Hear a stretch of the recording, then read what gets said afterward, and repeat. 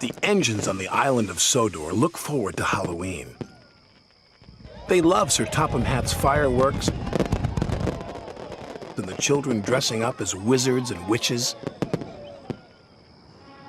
They also love Edward's spooky stories.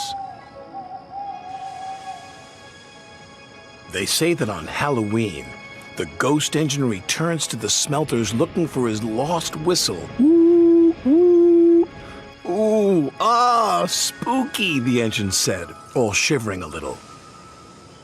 Later, Sir Topham Hatt arrived. Thomas, Percy, and Duck, I have a special job for you. You are to collect some scrap from the smelter's yard tonight. On Halloween? Don't worry. You will be back in time for the fireworks. Percy isn't worried about missing the fireworks, teased Thomas. He's a scaredy engine. I am not called Percy, but he was a little. At the smelters, all Percy could think about was Edward's ghost engine. Thomas knew Percy was scared, so he teased him even more. What's that up there? Thomas squeaked. Is it a spook? It's just a piece of twisted scrap, Percy said nervously. Isn't it? Thomas was having fun. He kept on teasing Percy. Careful the ghost engine doesn't get you, Thomas said. There's no such thing as ghosts, snapped Percy. Duck felt sorry for Percy. Nobody's brave all the time, said Duck. But I'm not a scaredy engine, Percy insisted. The job was nearly complete. Well done, the yard manager said. Now I'll need one engine to finish up. Duck wanted to pay Thomas back for all his teasing. Please, sir, he said. I'm sure Thomas wouldn't mind staying. Of course not, Thomas boasted. I'm not a scaredy engine. So Duck and Percy left.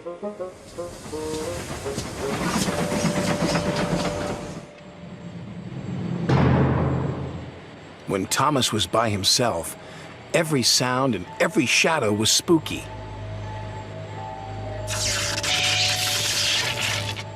He was beginning to feel very scared. There's no such thing as ghosts, he said nervously. Who's there? Thomas was so busy looking for ghosts, he didn't watch where he was going.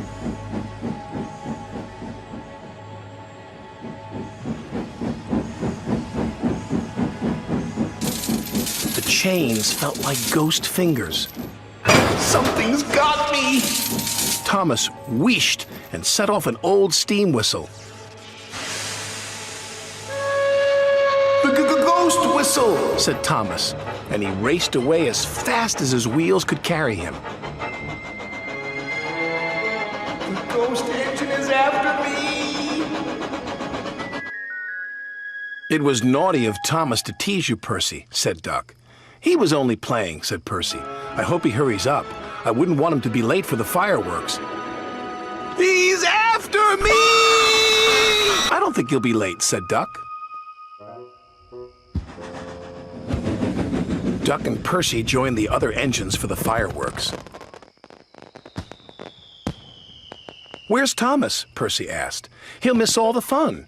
It would serve him right after all his teasing, Duck said. But Percy was worried. He went to look for his friend.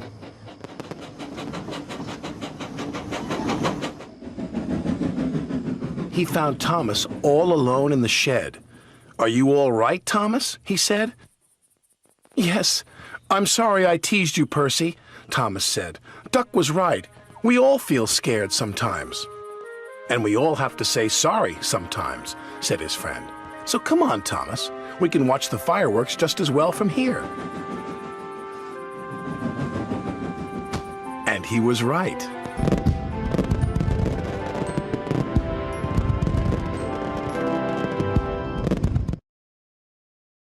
Those people who are trying to look for voice actors. Well, yeah, you're in luck, because I am. So if you really want a voice for the silly little train cartoon, and then, yeah, I've been really meaning a lot, so it's simple. You can go to this video that I made 2 weeks ago, and then you can comment whatever you want. Whoever you want to be. And if that doesn't satisfy you enough, you can get credit to all my episodes that feature your voice. That's all from me, so yeah, good night.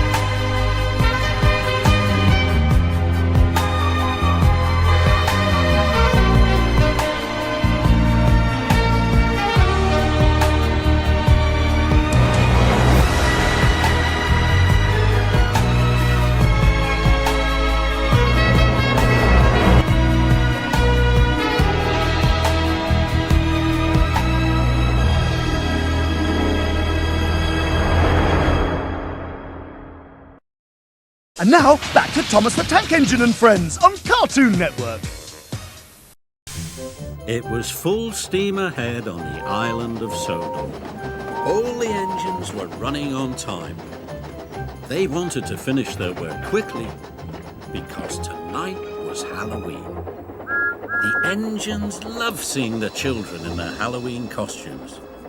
And the engines loved to hear tales of ghostly engines and scary steam trains.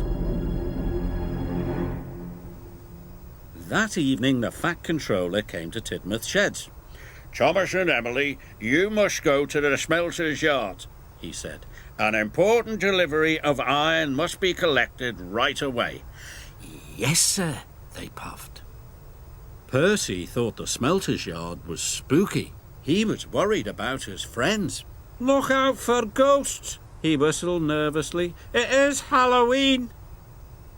"There's no such thing as ghosts," Thomas said cheerfully. "It's just silly make-believe," added Emily, and they steamed off to the smelter's yard. The sun was setting, and it was getting dark. "Imagine being scared of Halloween," puffed Thomas. "Or the smelter's yard," sniffed Emily. "Pah," added Thomas. Thomas and Emily enjoyed feeling brave.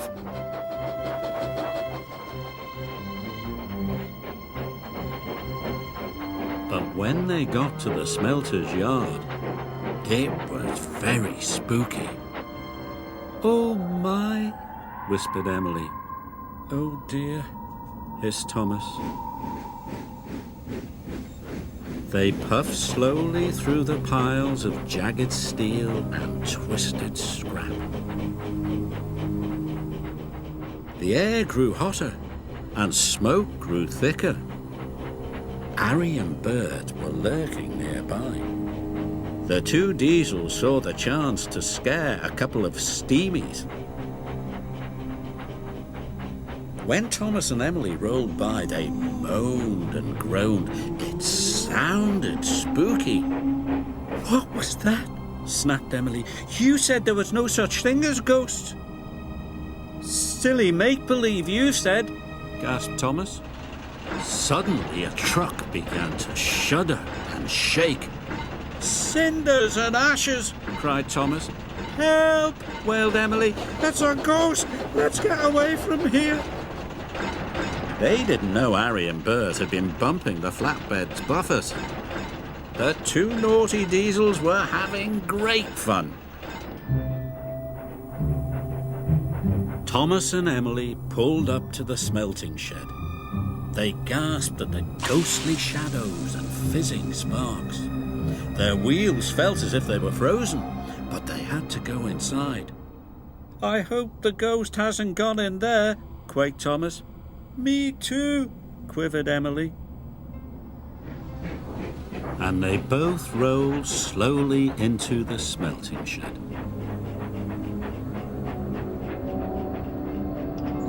Inside, chains clanked and strange shadows danced across the walls. "Must be brave, Thomas puffed. But it was spooky. Emily was turning round, ready to shunt some trucks. A great whoosh of sparks lit up the shed. "That's my buffer!" cried Emily. Emily was scared. She didn't notice the huge white tarpaulin. It fell, covering her from funnel to footplate. "The ghost! It's got me!" She steamed away as fast as her pistons could pump. Thomas thought Emily was the ghost, and he raced out of the smelting shed. "The ghost is after me!" cried Thomas. Harry and Bert thought Emily was the ghost too, and they raced away. Thomas was right behind them, and Emily was right behind Thomas.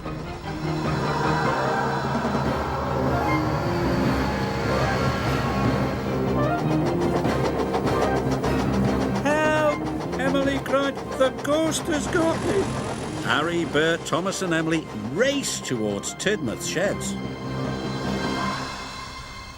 Tidmouth's sheds was quiet and peaceful. All the engines were fast asleep. Thomas's whistle soon woke them up. "It's Thomas!" cried Percy. "Something must be wrong." Suddenly he saw Thomas, Harry and Bert racing into the yards. "Stop!" he cried. Harry, Bert and Thomas applied their brakes. They stopped just in time. "The ghost is after us," whistled Thomas. Percy was scared, but just then Emily raced under a signal and the tarpaulin flew off.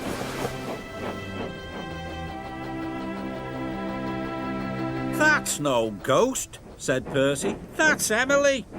The engines didn't feel scared anymore, but they did feel foolish. The Fat Controller arrived wearing his pyjamas. "What is all this fuss and bother?" he boomed. "This has caused confusion and delay." "But, sir," cried Thomas, "the flatbeds were rattling, and we heard moaning," said Emily. "And groaning," added Thomas. The Fat Controller looked at Harry and Bert. "Do you know anything about this?" he asked sternly. "It was us, sir," Bert mumbled. "For your punishment, you will go back and collect the iron at once," said the Fat Controller. "Yes, sir," said Harry and Bert, and they rumbled away.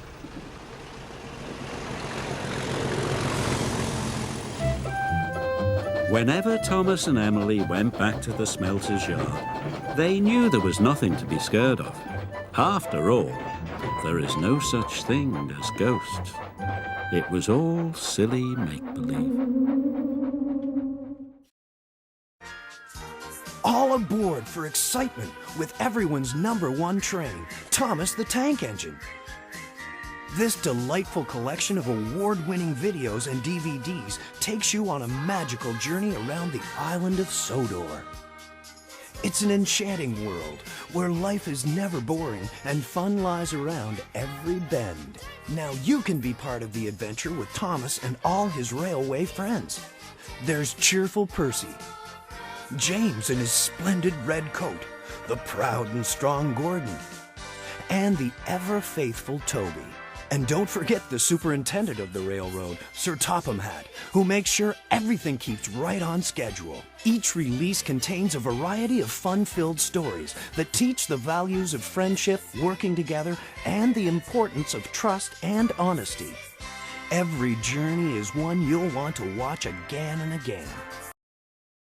Are you bored of boring cereal on Sundays mornings? Why, yes, I am. You know what? Screw this.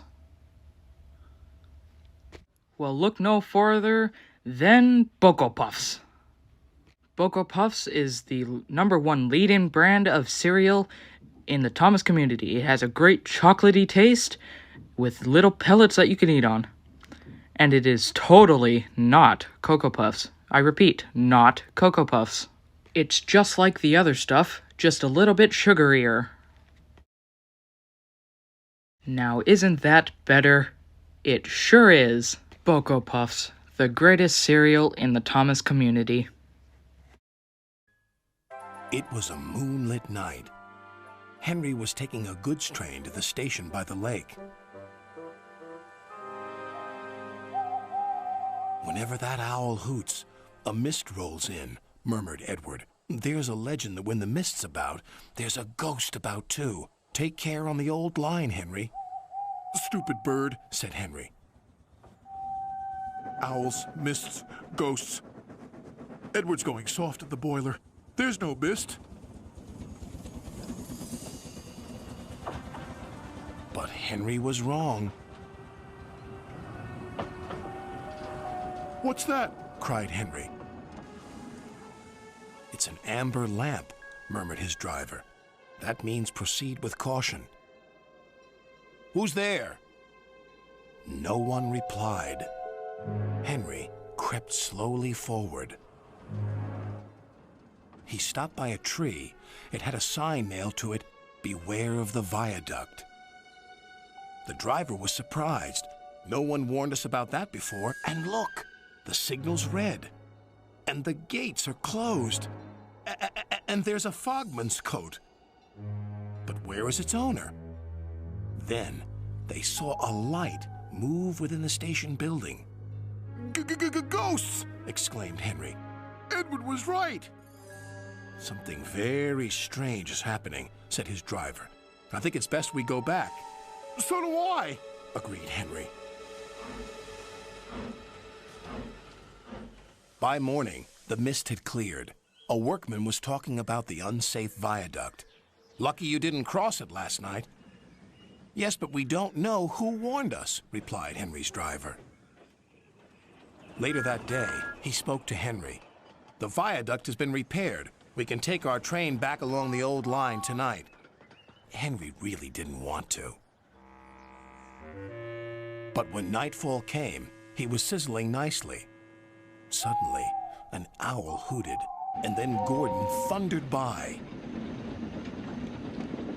Oh, look, Henry's spooked, said a freight car. Be quiet, snapped Henry. I'm not scared. But he was.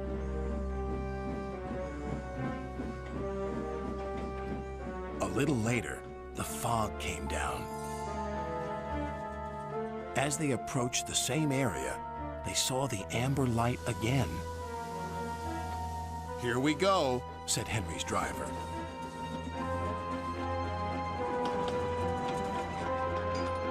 Then, unknown to Henry, the gates mysteriously closed by themselves, and the signal went red. The freight cars had seen everything, and they were spooked. Faster, faster, there's a ghost about. Stop, stop, yelled Henry.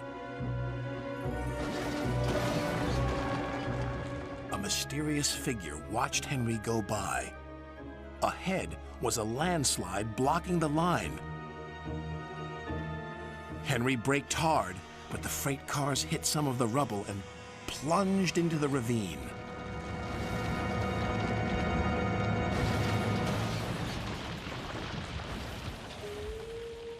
Just then, Henry's driver saw a strange sight coming towards them.